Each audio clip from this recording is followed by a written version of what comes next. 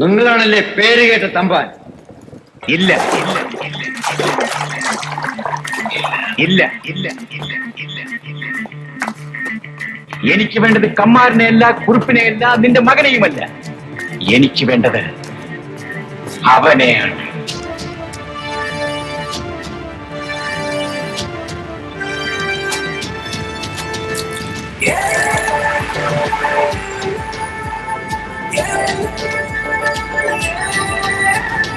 ഇല്ല ഇല്ല ഇല്ല ഇല്ല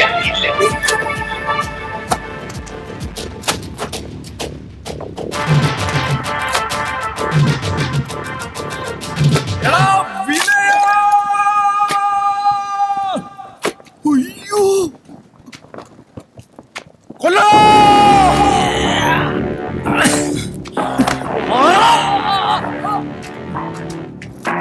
കൊല്ലുവാൻ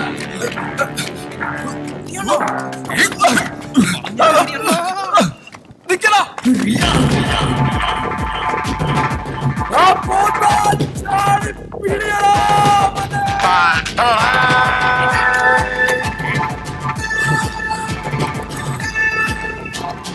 നിന്നെ ഇന്ന് ഞാൻ നീന്തി മുക്കിയെടുക്കടാ. അണ്ണനാണല്ലോ മുങ്ങിയത്. എടാ പിന്നെ ബക്കറ്റ്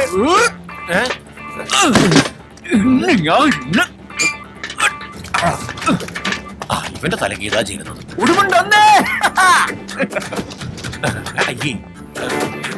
എന്റെ ബക്കറ്റിങ് മിസ്സായതണ്ണ.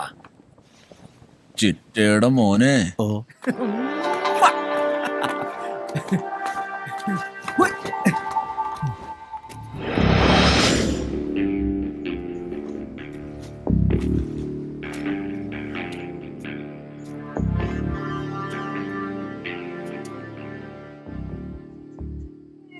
തല്ലടിയാ തല്ലടിയാ. പാവം, ഇവന് നന്നായിട്ട് കിട്ടി. നിനക്കൊന്നും പറ്റാഞ്ഞ നന്നായി. നിനക്ക് കിട്ടുന്ന കത്ത് കസ്റ്റു ഞങ്ങക്ക് കുത്തും ചോട്ടും. അല്ലല്ലോ ഞങ്ങളും നല്ല ഇവിടെ ആർക്കും ചോദിക്കാൻ പറഞ്ഞില്ലല്ലോ. നിനക്കറിയോ ആ വൈദ്യരോടെ പറ്റിട്ട് ഇപ്പൊ നോട്ടീസ് അയച്ചിരിക്കാ.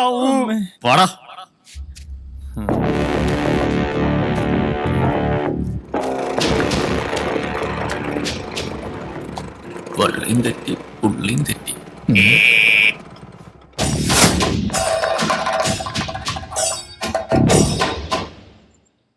ഈ നിൽക്കുന്നതിൽ ഏത് ചണ്ണതൂറിയാടാ നിന്നെ തല്ലിയത്? ഈ നിൽക്കണ എല്ലാ ചണ്ണതൂറികളും എന്നെ തല്ലിയല്ലോ. കാണിച്ചേട്ടാ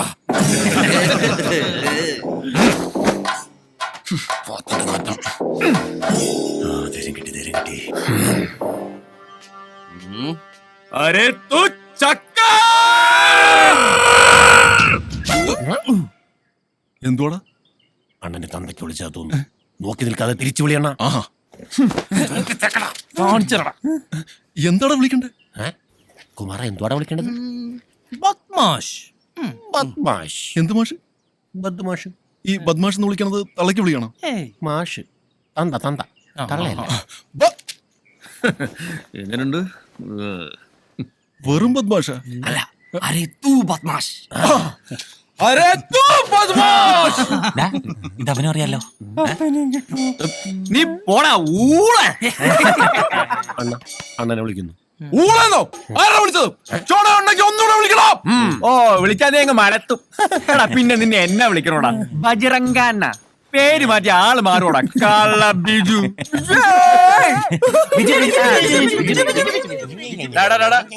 എന്റെ പേര് ബജറംഗന്ന. വിനയ, വടക്കം ഭാഗത്ത് പെമ്പിള്ളാരെ വളയ്ക്കാൻ കത്തും കാസറ്റും കിടിപിടിയായിട്ടുള്ള നിന്റെയൊക്കെ അഭ്യാസം ഉണ്ടല്ലോ, അത് ഇങ്ങോട്ട് ഉണ്ടാക്കണ്ട. നീയൊക്കെ ഇനി എന്ത് കസർത്ത് കാണിച്ചാലും ഇനിയും കൊടുക്കും. കത്തും കൊടുക്കും, ഈ കാസറ്റും കൊടുക്കും. ചോടയാണെങ്കിൽ നീ ഒന്ന് തടഞ്ഞു പോകും. പിന്നെ ഇതൊക്കെ ഒരു കലയല്ലേ ശ്രീ ബിജു. വേണമെങ്കിൽ പഠിപ്പിച്ചു തരാം. എന്തെങ്കിലും സംശയം ഉണ്ടെങ്കിൽ വിളിച്ചാൽ മതി. My phone number is 225555. അണ്ണ 2255. നമ്പർ നോട്ട് ചെയ്ത് അവരെ പോയി പിടിക്കണോ? ഒന്നും നോക്കണ്ട, വിട്ടോടാ. എന്നോടൊപ്പം കേറി പറിക്കാൻ വിളിച്ചൂടെ. എന്നോടൊപ്പം അവന്റെ മണ്ടയില് കേറി പറിക്കാൻ.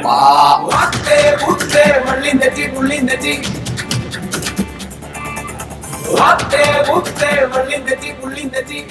പാലാട്ടുകരക്കാരും വടക്കുംപാക്കാരും തമ്മിലുള്ള ഈ കലാപരിപാടികൾ തുടങ്ങിയിട്ട് കാലം കുറെയായി.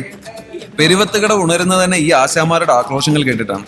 വിനയനും ബജ്രംഗനും കിളിപ്പീരും കോണിലളിയനും ഒക്കെ ഉൾപ്പെട്ട പെരുവത്തുകടവിന്റെ സംഭവ പരമ്പരകൾ ഇന്നും തുടരുന്നു. ഇനി വിനയകഥ.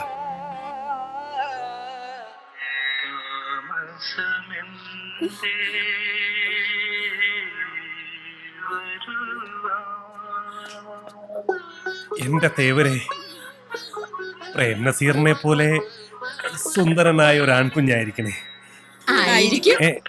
ശ്രീദേവി ടോക്കീസിന്റെ ഓപ്പറേറ്റർ ആയിരുന്നു നമ്മുടെ ബാലേന്ദ്രൻ. അന്നൊരു റിലീസിംഗ് പടത്തിന്റെ പെട്ടി വരാൻ വൈകുമ്പോഴുള്ള അതേ മാനസികാവസ്ഥയിലായിരുന്നു.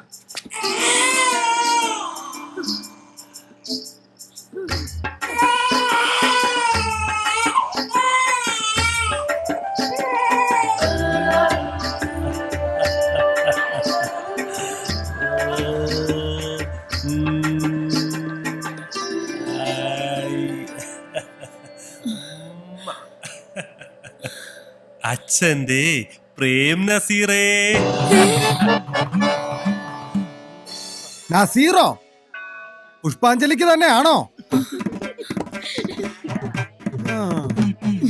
അതെ, പ്രേം നസീർ ചോദ്യ നക്ഷത്രം. സിനിമ തലയ്ക്ക് പിടിച്ച ഓരോരോ നട്ടഭ്രാന്തുകളെ. ഇനി നിങ്ങളുടെ പേര് മാറുവാ മാധവിയെ.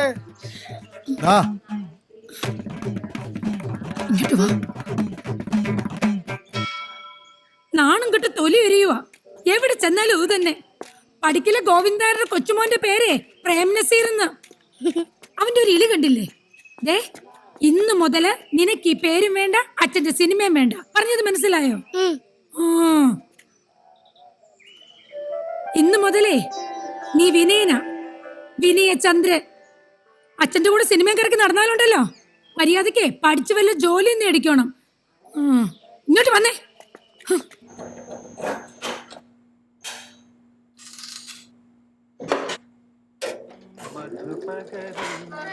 മലച്ചൊരിയു അനുരാഗ പൗർണമി.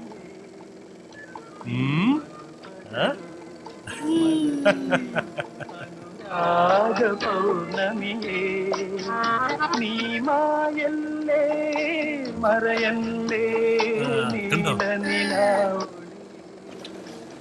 ഇഷ്ടായോ? Cinema hi. ഓക്കേ, കണ്ടോ? നസീറിനെ കണ്ടോ? ഇഷ്ടായോ?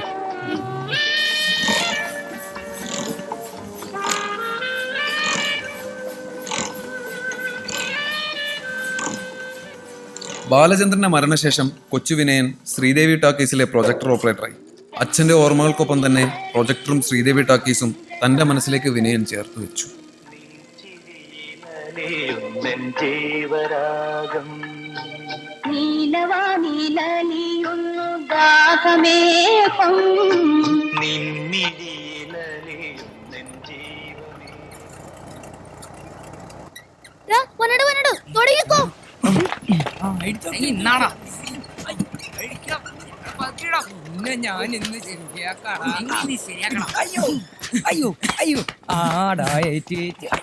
ഇവന്മാരെന്തായി കാണിക്കുന്നേ? എടാ വഴി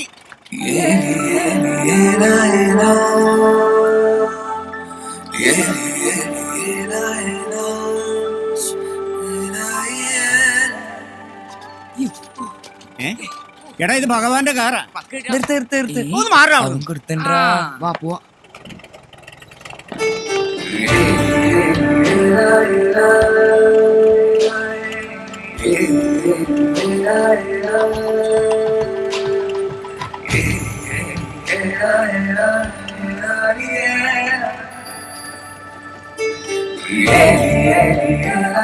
അന്ന് പെരുവത്തുകടവിൽ സംഭവിച്ചത് രണ്ട് കാര്യങ്ങളാണ്. ഒന്ന്, വിനയൻ ശ്രീദേവി പ്രണയബന്ധത്തിന് തുടക്കം കുറിച്ചു. രണ്ട്, പാലാട്ടുകരക്കാരും വടക്കുംപാക്കാരും ബദ്ധശത്രുക്കളുമായി. ഇനി അതിനുള്ള കാരണം അറിയണമെങ്കിൽ ഭഗവാനെ അറിയണം.